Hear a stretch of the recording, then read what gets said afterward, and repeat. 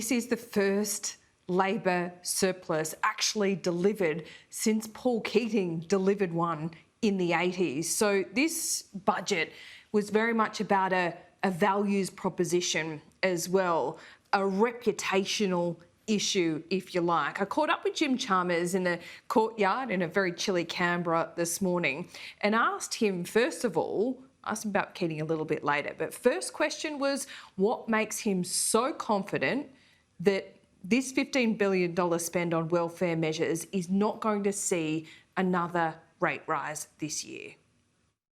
You know, obviously I wouldn't do anything in a budget that I thought was going to make the job of the Independent Reserve Bank harder.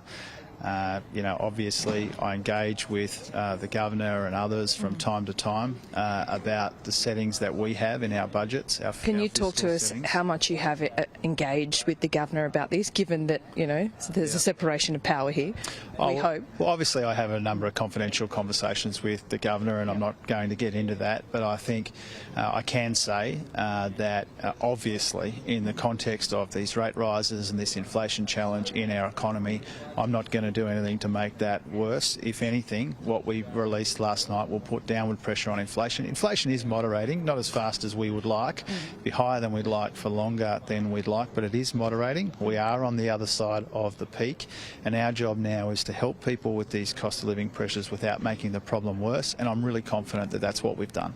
Before you came to power, one of the central promises was wages, that wages would go up. Isn't there a chance, and it's looking more and more likely on your own forecast, that you're actually not going to deliver a real wages growth in your first term? No, on the contrary. I mean, the budget forecasts show that our expectations for real wages growth have come forward. Bit heroic though? Well, we'll see how they play out. You know, obviously we're cautious about forecasting. It's difficult at the best of times, but especially in our uncertain times right now. But the forecast for real wages growth comes forward to the beginning of next year rather than the middle of next year, and that's because we're doing a bit better on wages than we thought last budget, and inflation is moderating as well. You know, one of the defining features of our economic plan is to get wages moving again after a decade of wage stagnation. There is really good evidence that that is happening, and the Treasury forecast that that will continue to happen. I'm sure you've reflected on the fact that you've delivered the first Labor surplus since Paul Keating. What does that say about the kind of treasurer you want to be? I thought the budget 6 months ago showed that, you know, one of your priorities is to show that Labor can be responsible with money and show restraint. Yeah. Is that one of your priorities? Are you changing the dial on that, do you think? Yeah, I hope so. You know, that is certainly one of my objectives. You know, it's always been rubbish, this sense that the Liberals manage the economy better than Labor, but I really want to change people's perceptions about that.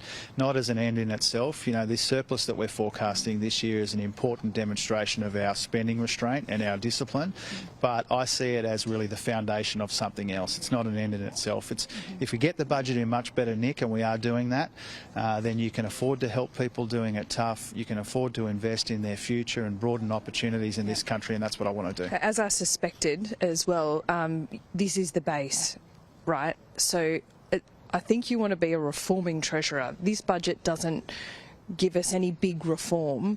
Are you being held back by the party? What do you want to do? Are you getting that reputation in check before you do some big Keating-esque reform? Well, I think we've done a substantial amount of reform over two budgets. If you think about the PRRT changes that I've announced. Is that reform though? Of course it is. Oh, absolutely. Changing. Are you going to go further on that? On that one, I consider that to be the conclusion of that policy work. But super profits on mining? That hasn't been something that we've been contemplating. But if you look at what we're doing in climate change and energy, if you look at what we're doing in boosting participation by making early childhood education more accessible and cheaper, if you look at how we're reforming the health system, you know, there are elements of this budget that I'm really proud of that you won't get asked about, you know, in the week of the budget. I think what Mark Butler's doing on vaping is going to be a game changer. You know, I'm super proud of that work because of what it means for generations of kids and getting hooked on nicotine. You and I have spoken about that before. So there's a lot in this budget which I think people will look back on and recognise recognise that big progress was made. But the thing that grabs everyone's attention, and for good reason, is putting the budget on a much more sustainable footing makes it more likely that we can do these other things that we want to do. All right, one more question. I wanted to ask you about hydrogen and $2 billion in this budget to harness the potential. Yep. Why? It's still unproven. Why don't leave it to the private sector and people like Twiggy Forrest that have got billions of dollars? Well, this is partnering with the private sector. You know, we're not setting up a government corporation to do it. It's a production credit, which basically says if companies can come to us and compete for this money and can produce a certain amount of hydrogen, which will be good for exports but also good for our heavy industry, then Australia will do really well out of that. I think the combination of climate change and energy and industry and technology and critical resources, that the ability to get that combination right is really going to be a big part of determining growth in our economy and success in our economy into the future. And so a really big part of the budget was about how do we harness the industrial opportunities that come from cleaner and cheaper energy. The Americans are getting into it in a big way, the rest of the world's getting into it in a big way, and we need a slice of the action.